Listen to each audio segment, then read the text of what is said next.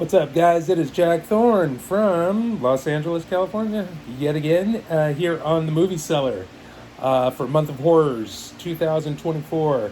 And here's my second video for my second film, which is from the 1940s. 1945's Dead of Night. Now, Dead of Night was done by Ealing Studios in 1945, and it was rare actually because horror films were pretty much banned in Britain for the endurance of the war. So I think they were worried about morale or about the country or whatever. So I guess they wanted to put as much feel-good stuff out there as they could. But anyway, so this one, I guess, slipped through the radar. And interestingly, Ealing Studios was a comedy, or at least later they became a comedy studio. Did a ton of films with great films, Alec Guinness and Stanley Holloway, Kind Hearts and Coronets, Lavender Hill Mob, The Lady Killers, a bunch of others, but brilliant stuff. There's several different segments. This is an anthology horror film, one of the first truly influential anthology horror films done.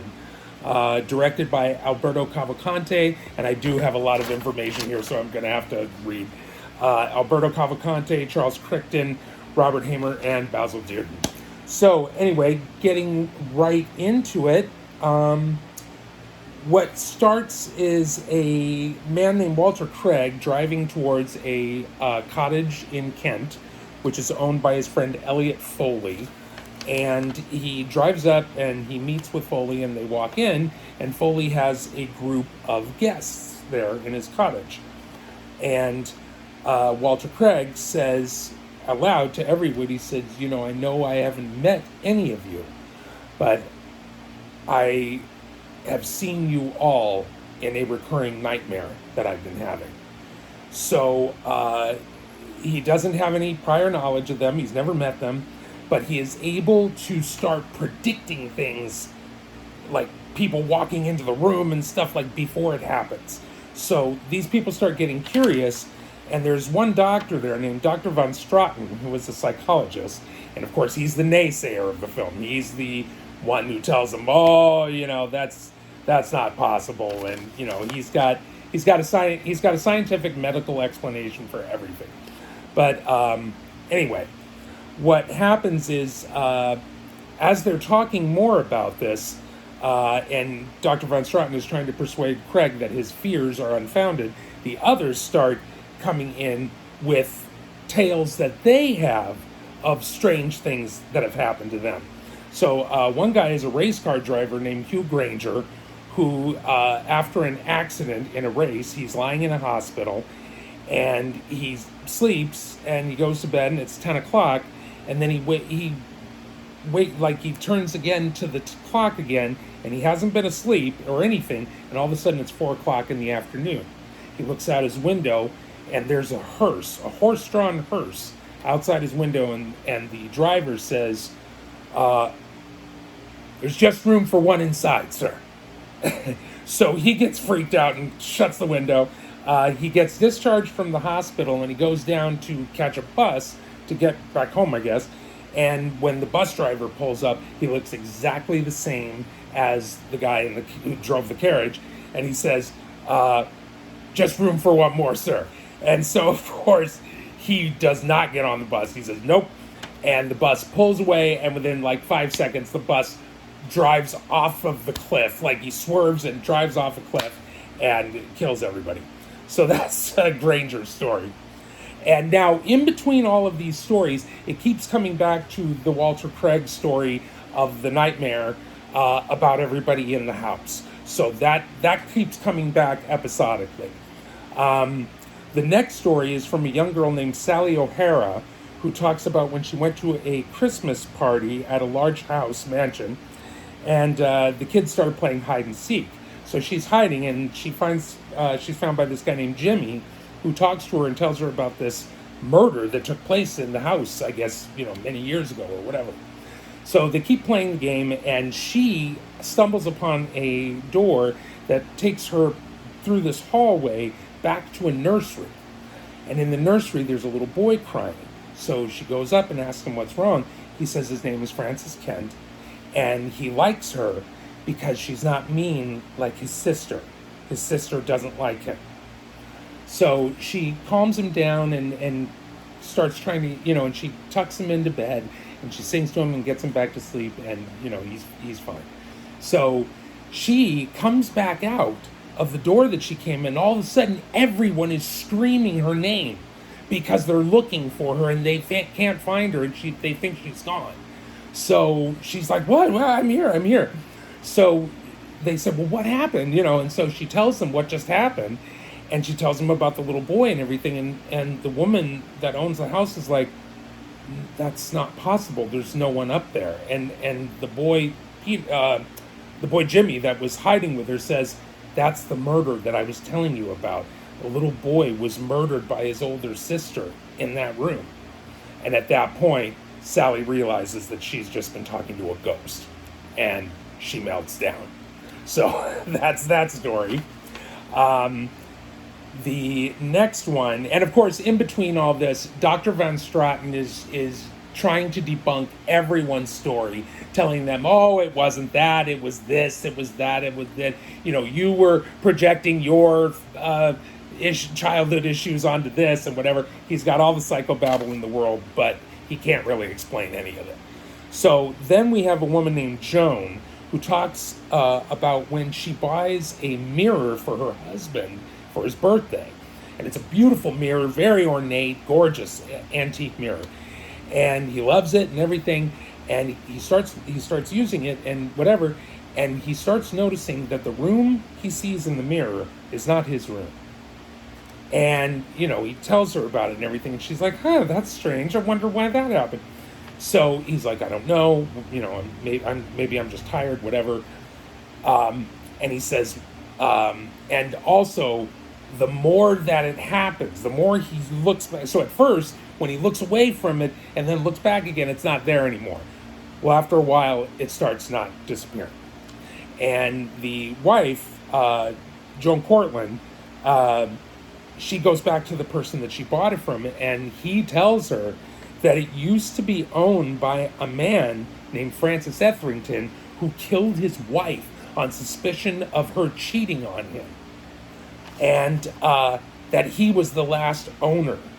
And he slit his own throat in the mirror after he killed his wife. And so she comes back home, and now her husband Peter is now paranoid that she's cheating on him as well. And he starts threatening her and starting to try to strangle her. She gets the brilliant idea to smash the mirror, and whatever the spell or whatever it is broken. And that was it. And Peter returns to normal. So again, Dr. Van Straten tried to explain it away. Then Elliot Foley, the guy that owns the house, he actually has the comedy story. He has a story about two golfers, George Parrott and Larry Potter. They both fall in love with this woman named Mary, and they decide to challenge each other to a round of golf to win her hand in marriage, because she can't decide between the two of them. She likes both of them. So George Parrott cheats, and he wins. And then Potter, he knows that he's been cheated, but he turns around and he strolls right into the lake and drowns himself. And because he lost. And so the next time Parrott plays golf, he is interrupted by Potter's ghost, who tells them that he is going to continue haunting him unless he gives Mary up, because he won her by cheating. And but he can't make himself vanish anymore. So he's stuck there. So Parrott refuses. He says, no, I'm not going to do that. And they get married, but on the night of the wedding, somehow Parrott makes himself disappear, and he's gone. And then Potter can move in and hit on Mary. So, again, another kind of ghost story. And then finally, we get back to the main story again in the house, and Dr. Von Straten now tells his story about a ventriloquist named Maxwell Frere, who performed with a dummy named Hugo, and he meets this ventriloquist meets another ventriloquist, an American named Sylvester Key, and Hugo the dummy is constantly saying that he wants to leave this guy Frere and go with this American guy Key. And so, they're at first they just kind of ignore him, but it starts getting like Frere starts trying to cover his mouth and shut him up, and he bites his hand like enough to draw blood. So there's that, and then later. Hugo insults a woman inside the bar, and then, of course, the ventriloquist is blamed, Maxwell Frere. So anyway, Sylvester Key, the American, brings Frere and Hugo back to their own hotel room, and they place Hugo on Frere's bed, and he puts Frere to bed. So the next morning, Frere wakes up, and he sees that Hugo's missing, and right away he assumes that Key has stolen him. So he goes and he goes in and he gets a gun and he shoots Key and kills him, and he's arrested. And then, of course, now Dr. Van Straten was this ventriloquist doctor. So he arranges for Hugo to be brought to Frere's room or his cell, and they start having an argument, and Frere winds up suffocating and smashing the doll Hugo. But later, in the asylum, you hear Frere talking, and he's now speaking with Hugo's voice. So, and then we come back to the regular part of the main story again, and Dr. Von Straten is talking, and out of nowhere, Walter Craig starts trying to strangle him. And in the middle of it, his head starts swimming. He starts hallucinating about all the stories he's heard. And he wakes up in his own bedroom at home. The phone rings.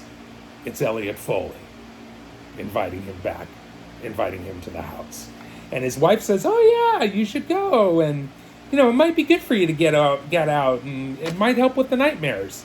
And then Craig drives back up to the house, and it starts right back over again. So it's a loop on itself. And that's it. That's the story. So all of these stories, I'm sure, that you've just heard, you've got to have the feeling that you've either seen it in a movie or a Twilight Zone. The movie Magic with Anthony Hopkins, definitely about that was the big one that was really critically hailed. Of all the stories in the movie, that was the big one that was critically hailed. And it wound up getting the most people doing different projects based on it. So the ventriloquist thing was definitely a trendsetter. All of these sections have been copied in some way, form, or another. Twilight Zone is almost based in concept. I think Rod Serling obviously loved this film, and it was a huge influence on him for Twilight Zone. I think it also influenced Alfred Hitchcock for Alfred Hitchcock Presents, and stuff like The Outer Limits and stuff. So all those episodic Creep Show, Stephen King and George Romero. So yes, I see you, Dan.